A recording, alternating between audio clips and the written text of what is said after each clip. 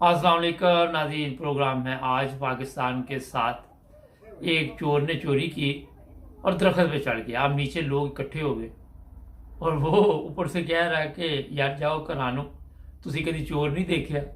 नवाज शरीफ के घर के बाहर बड़े बुरे हालात है यहाँ लंदन में। वो लड़की भी सामने आ गई जिसने एक सुन लगाया था, उसका बयान सुनते हैं। यार यकूब साहब हमारा साथ देंगे इटली से जी। अच्छा, पीएमएलएन के कुछ लोग कह रहे हैं कि वो मेरे खिलाफ जो है वो कानूनी कार्रवाई करेंगे, तो मैं कहूंगी कि आप जरूर करें, शौक से जाके कीजिएगा। शायद उनको इस मुल्क का कानून पता नहीं है, लेकिन मुझे जरूर पता है। जब आपका कोई सबसे पहले इनको ये पता होना चाहिए कि कॉमन असॉल्ट है क्या। जब कोई आपके इतना करीब आ जाता है और लोग आपका घेराव कर लेते हैं और आप उनसे थ्रेटन महसूस कर रहे होते हैं और आपको उनसे खतरा महसूस होने लग जाता है, और स्पेशली उनका एग्रेसिव बिहेवियर, जब आपको लगता है कि इससे आपको कोई खतरा पहुंच सकता है और आप उनको बार बार कह रहे हैं कि आप पीछे हो जाएं, आप पुश भी करते हैं कि आप पीछे हो जाएं, अगर वो नहीं हो रहे हैं और आपकी तरफ बढ़ते चले जा रहे हैं और घेराव करे जा रहे हैं आपका, तो उसमें आप करते हैं सेल्फ डिफेंस। ठीक है, और ये कोई भी बुराई नहीं है, क्योंकि जाहिर सी बात है जब आपकी इज्जत या आपकी जान के ऊपर कोई हमला कर रहा हो तो आपका ये हक बनता है कि आप अपनी जान की हिफाजत करें। और under the contract of management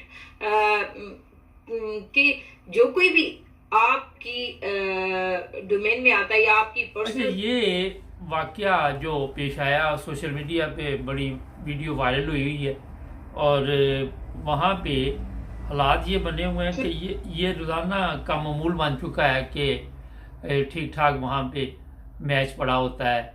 Noon league के जो बाहर वर्कर खड़े हैं वो काफ़ी एक्सपर्ट हैं गालियाँ देने में। वहाँ जो नून लीग की ख़वातीन होती हैं वो भी स्पेशल उनको बाकायदा तौर पर ट्रेनिंग दी जाती है कि आपने कौन सी गालियाँ देनी है।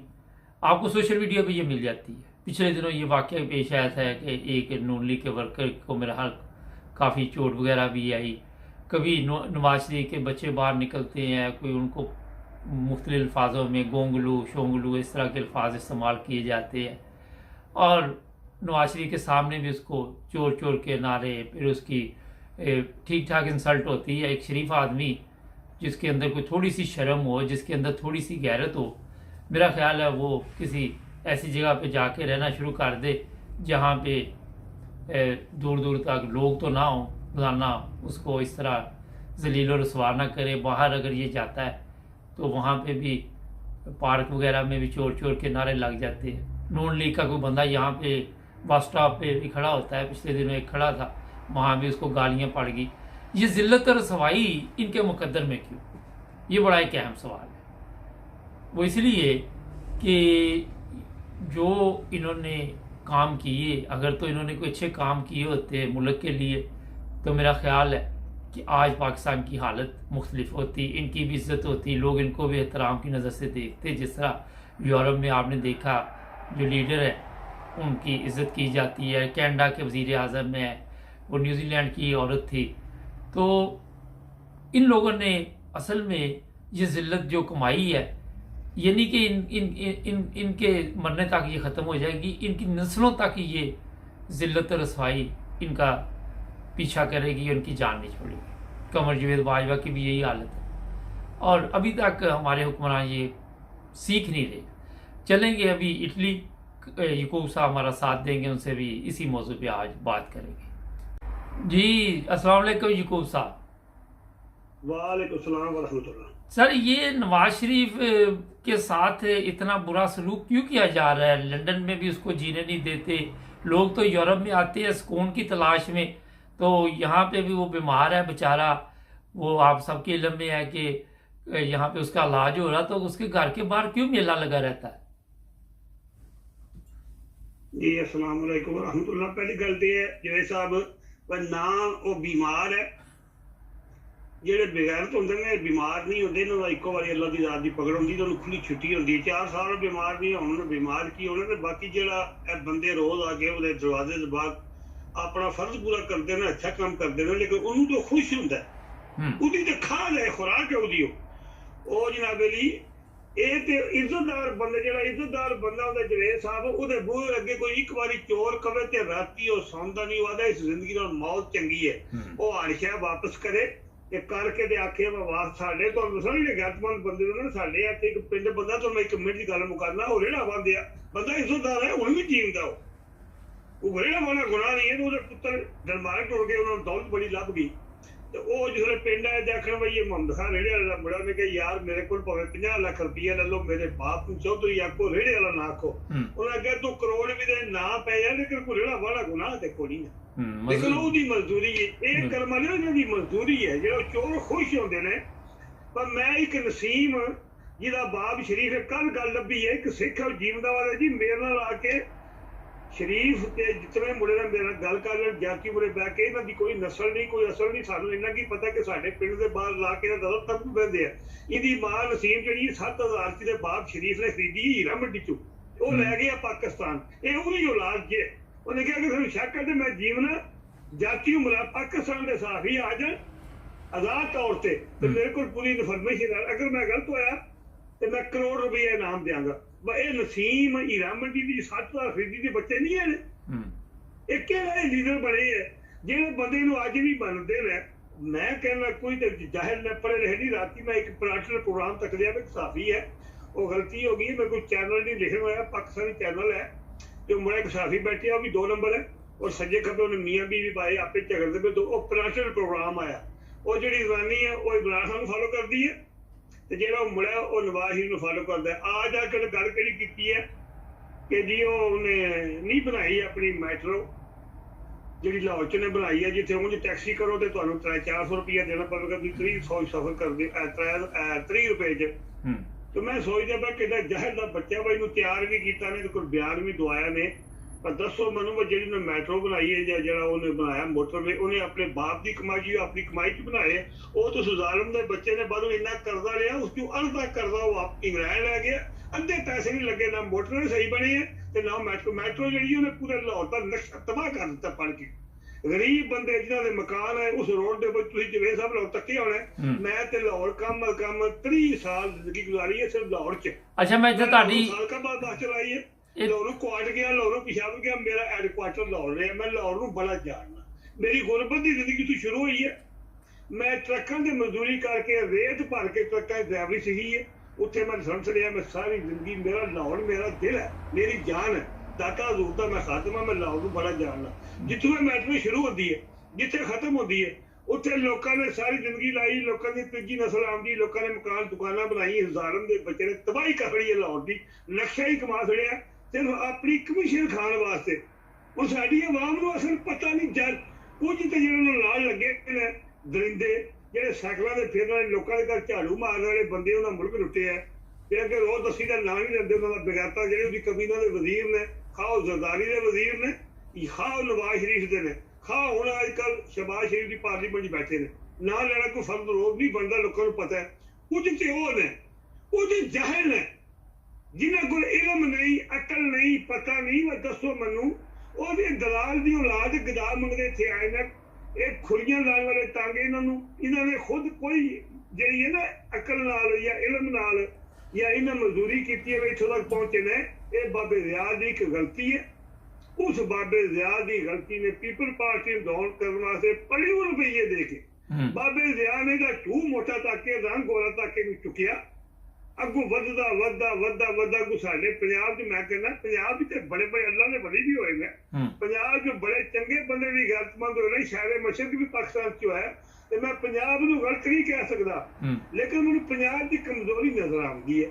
ਜਿਵੇਂ ਸਾਹਿਬ ਤੇ ਮੈਨੂੰ ਫਰੰਟਗੀਰ ਦੀ ਖੂਬੀ ਨਜ਼ਰ ਆਉਂਦੀ ਹੈ ਵਹ ਜਿਤਨੇ महमूद गजनवी भी अफगानिस्तान चों आया ते शेर शाह सूरी भी अफगानिस्तान चों आया ते नियाजी खानदान का जो अबाउदाद जनरल आबद खान वो भी अफगानिस्तान चों मैनू फखर है पठाना मैं जवेद साहब ड्राइवर रहा मैं पिशावर शहर भी गया मेरे नाल लाहौर भी ड्राइवर रहे ने पठान जो बुरे होंगे लेकिन पक्के गैरतमंद पठान कौम है ना ये बड़ी अजीम कौम ये बड़ी गैरतमंद दोस्ती भी बड़ी पक्की है ਤੇ ਦੁਸ਼ਮਣੀ ਦੀ ਵੀ ਪੱਕੀ ਹੈ ਤੇ ਪਾਕ ਖਾਸ ਵੀ ਬੜੀ ਹੈ ਮੈਨੂੰ ਪਠਾਨਾਂ ਦੇ ਬੜਾ ਮਾਣ ਹੈ ਮੈਨੂੰ ਜਿਹੜੇ ਸਾਡੇ ਪੰਜਾਬੀ ਨੇ ਉਹ ਇਹਨੇ 30-35 ਸਾਲ ਉਹ ਨਸੀਮ ਦੇ ਮੁੰਡੇ ਲੁੱਟ ਕੇ ਲੈ ਗਏ ਨੇ ਪਾਕਿਸਤਾਨ ਨੂੰ ਸੁੱਤੇ ਰਹੇ ਇਹਨਾਂ ਨੂੰ ਹੋਸ਼ ਹੀ ਨਹੀਂ ਆਈ ਇਹਨਾਂ ਜ਼ਾਲਮਾਂ ਦੀਆਂ ਅੱਖਾਂ ਹੀ ਬੰਦ ਰਹੀਆਂ ਨੇ ਨਾਲ ਰਲ ਗਏ ਇਹਨਾਂ ਦੇ ਚੰਦ ਕੁੱਤੇ ਬਿੱਲੇ ਸਿਆਲਕੋਟ ਦੇ, ਲਾਹੌਰ ਦੇ, ਕੋਈ ਨੇ ਸ਼ੇਖੂਪੁਰੇ ਦੇ, ਪੂਰਾ ਪਾਕਿਸਤਾਨ ਹੀ ਖਾ ਗਏ ਨੇ। ਉਹ ਲੁੱਟ ਕੇ ਕੌਮ ਸੁੱਤੀ ਰਹੀ ਹੈ, ਪੂਰੀ ਕੌਮ।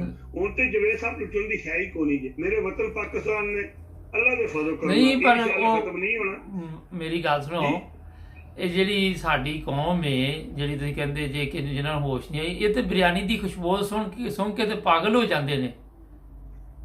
ਪੱਕੀ ਗੱਲ, ਪੱਕੀ। ਮੈਂ ਹੁਣ ਵੀ ਦੇਖਣਾ, ਅੱਜ ਵੀ ਤੱਕ ਲੋ ਤੁਸੀਂ ਮੁਹਤ ਆਟਾ, ਉਹ ਆਟਾ ਖਾਣ ਦੇ ਕਾਬਿਲ ਦਾ ਨਹੀਂ। ਔਰ ਉਹ ਆਟਾ ਇਹਨਾਂ ਬਗੈਰ ਦੇ ਬੱਚਿਆਂ ਨੇ ਯੂਕਰੇਨ ਅਸਲਾ ਦੇ ਕੇ ਉੱਥੋਂ ਮੁਫਤ ਆਟਾ ਲਿਆ ਕੇ ਉਹ ਖਾਣ ਦੇ ਕਾਬਿਲ ਦੇ ਰਸ ਕੁਛ ਜੰਗ ਲੱਗੀ, ਉਹ ਆਟਾ ਖਾਣ ਦੇ ਕਾਬਿਲ ਨਹੀਂ। ਉਹ ਆਟਾ ਜਾਨਵਰਾਂ ਨੂੰ ਨਾ ਪਾਓ, ਜਾਨਵਰ ਵੀ ਬਿਮਾਰ ਹੋ ਜਾਣਗੇ, ਉਹ ਇਨਸਾਨ ਨਹੀਂ ਖਾ ਸਕਦੇ। ਉਹਦੇ ਜਿੰਨਾ ਅੱਜ ਇਹ ਅਰਬਾਂ ਰੁਪਇਆ ਇੱਕ ਦਿਨ ਦਾ ਕਮਾਂਡ ਹੈ ਜੇ ਪਾਕਿਸਤਾਨ। ਅੱਛਾ ਚਲੋ, ਇਹ ਤੇ ਸਾਰਾ ਕੁਝ ਹੋ ਗਿਆ। ਇਹ ਆਟਾ ਦੱਸਿਆ ਕਿ ਦਫਾ ਸੁਣਿਆ ਇਹ ਵਾ ਕਿ ਇਸ ਟਾਈਮ ਮੁਲਕ 'ਚ ਐਮਰਜੈਂਸੀ ਦੀ ਮੁਕੰਮਲ ਤਿਆਰੀ ਹੋ ਚੁੱਕੀ ਹੈ ਜਾਂ ਮਾਰਸ਼ਲ ਲਾਅ ਲਾਣੀ ਪਏਗੀ, ਕਿਉਂਕਿ ਅਦਾਲਤਾਂ ਸਦਰ ਨੇ ਰੈਫਰੈਂਸ ਵਾਪਸ ਭੇਜ ਦਿੱਤਾ ਕਿ ਇਹਦੇ 'ਚ ਕੁਝ ਚੀਜ਼ਾਂ ਜਿਹੜੀਆਂ ਠੀਕ ਨਹੀਂ ਹੈਗੀਆਂ। ਕੀ ਦੇਖ ਰਹੇ ਜੇ ਮੁਲਕ ਦੇ ਜਿਹੜੇ ਮਜ਼ੀਦ ਆਉਣ ਵਾਲੇ ਦਿਨਾਂ 'ਚ ਹਾਲਾਤ ਖਰਾਬ ਹੋਣਗੇ? ਜਿਹੜੇ ਜਵੇਦ ਸਾਹਿਬ ਫਾਜ਼ਲ ਅੱਲਾ ਦੀ ਜ਼ਾਤ ਹੈ, ਮੇਰਾ ਈਮਾਨ ਬੰਦੇ ਨੂੰ ਜਿਹੜਾ ਕੋਈ ਬਿਲਕੁਲ ਨਾ ਬੰਦੇ ਨੂੰ ਆਪਣੀ ਔਕਾਤ ਦੂ, ਕਿਉਂਕਿ ਉਹ ਅੱਲਾ ਦੀ ਜ਼ਾਤ ਤੇ ਹੈ, ਪਰ ਅੱਲਾ ਨੇ ਅਕਲ ਵੀ ਤੇ ਦਿੱਤੀ ਦੀ ਹੈ ਕਿ ਨਹੀਂ ਹਰ ਗੱਲ 'ਚ ਅੱਲਾ ਦੀ ਜ਼ਾਤ ਤੇ ਸਾਰਾ ਕੁਝ ਹੈ। ਪਰ ਅੱਲਾ ਨੇ ਤੇ ਇਹ ਵੀ ਕਿਹਾ ਨਾ ਕਿ ਜੋ ਕੁਰਾਨ 'ਚ ਲਿਖਿਆ ਉਹਦੇ ਮੁਤਾਬਕ ਚਲੋ ਤੇ ਤੁਸੀਂ ਬੰਦੇ ਦੇ ਪੁੱਤਰ ਬਣੋਗੇ। ਜਦੋਂ ਉਹਦੇ ਮੁਤਾਬਕ ਕੋਈ ਵੀ ਨਹੀਂ ਚੱਲ ਰਿਹਾ ਤੇ ਹਰ ਚੀਜ਼ 'ਚ ਅਸੀਂ ਇਹ ਫਿਰ ਮੇਰਾ ਮੁੱਲਾ ਆਪ ਵੀ ਤੇ ਸੋਚਣਾ ਚਾਹੀਦਾ ਨਾ। ਅੱਲਾਹ ਤਾਲਾ ਨੇ ਅਕਲ ਵੀ ਤੇ ਦਿੱਤੀ ਦੀ ਨਾ ਇਨਸਾਨ ਨੂੰ। ਮੈਂ ਉਹ ਅਰਜ਼ ਕਰਨ ਲੱਗਾ, ਮੈਂ ਉਹੀ ਅਰਜ਼ ਕਰਨਾ ਪਿਆ, ਲੇਕਿਨ ਪਹਿਲਾਂ ਵੀ ਅੱਲਾਹ ਤਾਲਾ ਨੂੰ ਯਾਦ ਨਾ ਕਰੀਏ ਤੇ ਫਿਰ ਅਸੀਂ ਇਨਸਾਨ ਨਹੀਂ ਹੈ, ਕਿਉਂਕਿ ਉਹ ਸਾਡੀ ਤੇ ਇੱਕ ਸਾਹ ਦਾ ਵੀ ਅਸੀਂ ਉਹਦੇ ਮਕਬੂਲ ਦਾ ਨਾ ਸ਼ੁਕਰਦਾਰ। ਜਵੇਦ ਸਾਹਿਬ ਮੈਂ ਫੋਨ ਪਕੜਿਆ ਤੁਹਾਡੇ ਨਾਲ ਗੱਲ ਕਰਨਾ ਪਿਆ, ਮੇਰਾ ਤੇ ਈਮਾਨ ਹੈ ਕਿ ਮੈਨੂੰ ਅੱਲਾਹ ਤਾਲਾ ਗੱਲ ਪੂਰੀ ਕਰਨ ਦੇ ਜਾਂ ਨਾ ਦੇ। ਬਾਕੀ ਉਸ ਤੋਂ ਰਹਿ ਗਈ ਕਿ ਅੱਲਾਹ ਤਾਲਾ ਜਿਹੜਾ ਮਖਲੂਕ ਤੇ ਜਿਹੜੇ ਆਪਣੇ ਫਰਜ਼ ਜਿਹੜੇ ਨਾ ਉਹ ਕੀਤੇ ਨੇ, ਜਾਂ ਬੰਦੇ ਨੂੰ ਕਿਹੜੀ ਗੱਲ ਤੇ ਅਮਲ ਕਰਨਾ ਚਾਹੀਦਾ, ਕਿਹੜੀ ਤੇ ਨਹੀਂ ਕਰਨਾ ਚਾਹੀਦਾ, ਕਿੰਨਾ ਕੀ ਇਨਸਾਨ ਕੀ ਇਖਤਿਆਰ ਹੈ, ਉਹਦੇ ਬਾਰੇ ਮੈਂ ਤੁਹਾਡੀ ਗੱਲ ਦਾ ਹੀ ਜਵਾਬ ਦੇਣ ਲੱਗਾ ਕਿ ਪਹਿਲਾਂ ਤੇ ਅੱਲਾਹ ਦੀ ਜ਼ਾਤ ਨੂੰ ਪਤਾ ਹੈ। ਲੇਕਿਨ ਗੱਲ ਇਹ ਮੇਰਾ ਈਮਾਨ ਹੈ ਕਿ ਬਿਲਕੁਲ ਇਹ ਜੋ ਮਰਜ਼ੀ ਕਰ ਲੈ, ਇਹ ਜਿਹੜਾ ਇਹ ਆਸਮਾ ਮੁਨਾਫਿਕ ਹੈ, ਜਾਂ ਤੁਸੀਂ ਨੂੰ ਗਦਾਰੇ ਆਦਮ ਕਹਿ ਸਕਦੇ ਹੋ। ਜਵੇਦ ਬਾਜਵਾ ਦਾ ਦੋਸਤ ਹੈ, ਉਹਦਾ ਗੁਲਾਮ ਹੈ, ਉਹਦਾ ਨੌਕਰ ਹੈ, ਉਹਦੇ ਸਹੁਰੇ ਦਾ ਮੁਰੀਦ ਹੈ। ਇਹਦੇ ਤੇ ਕੋਈ ਤੁਸੀਂ ਵਫਾ ਦੀ ਤਵੱਕੁ ਨਾ ਰੱਖੋ, ਬਿਲਕੁਲ ਦੁਆਈ ਖੁਦਾ ਦੀ। ਇਹ ਗਦਾਰੇ ਆਜ਼ਮ ਦੇ ਮੀਰ ਜਾਫਰ ਤੇ ਮੀਰ ਸਾਲਕ ਦਾ ਇਹ ਸਾਲਾ ਇਹ ਸਾਡੇ ਨਾਲ ਮੁਸਲਤ ਕੀਤਾ ਗਿਆ, ਜਨਰਲ ਨਹੀਂ ਇਹਦੀ।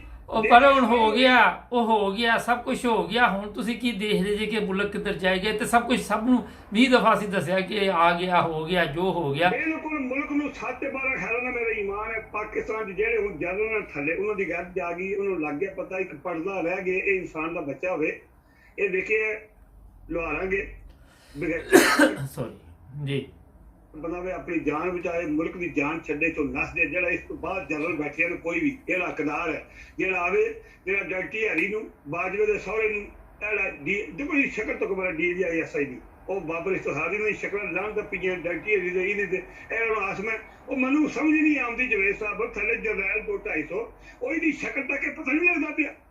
ਚਲੋ ਠੀਕ ਹੈ, ਸ਼ਕਲ ਤੱਕ ਪਤਾ ਦੀ ਸ਼ਕਲ ਹੈ ਕਿ ਆਲਮੀ ਸਾਹਿਬ ਵਾਲੀ। ਚਲੋ ਈਮਾਨ ਕਹਿੰਦਾ ਕਿ ਬੰਦਾ ਆਪਣੇ ਮੁਲਕ ਵਾਸਤੇ ਮੁਹਿੱਬ ਵਤਨ ਹੋ ਸਕਦਾ ਬੰਦਾ, ਇਹਨੂੰ ਨਹੀਂ ਕਿਸੇ ਚੱਲਣ ਲੜੇ। ਇਹ ਬਿਹਤਰ ਹੈ ਆਪਣੀ ਜਾਨ ਬਚਾਏ, ਮੁਲਕ ਦੀ ਜਾਨ ਛੱਡੇ, ਇਹਦੇ ਵਾਸ ਦਾ ਰੋਗ ਨਹੀਂ।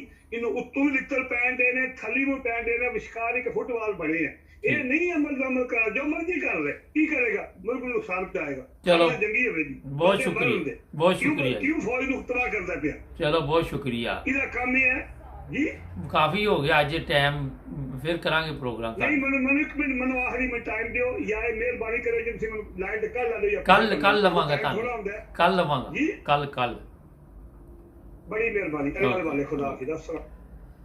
नाज़रीन, बांग्लादेश में तकरीबन मेरा ख़्याल है कि 35 लाख ख़वातीन जो हैं वो फैक्ट्रियों में काम करके अपने घर का सिस्टम चलाती हैं। हमारे 55 लाख ख़वातीन आटे की लाइनों में लगी हुई हैं। बेकारी कौम बना दी, पूरी कौम को बेकारी बना दी। और आप देख रहे हैं किस तरह वहाँ पे ज़िल्लत और रसवाई का सलूक किया जाता है। ये एक चीज़ होती है, ये नहीं है कि उसको चोर कहने से उसको शर्म नहीं आ रही, कौम को भी शर्म नहीं आ रही, कौम भी बेशर्म हो चुकी है। हमारे चैनल को सब्सक्राइब करें, जुड़े रहे हमारे साथ।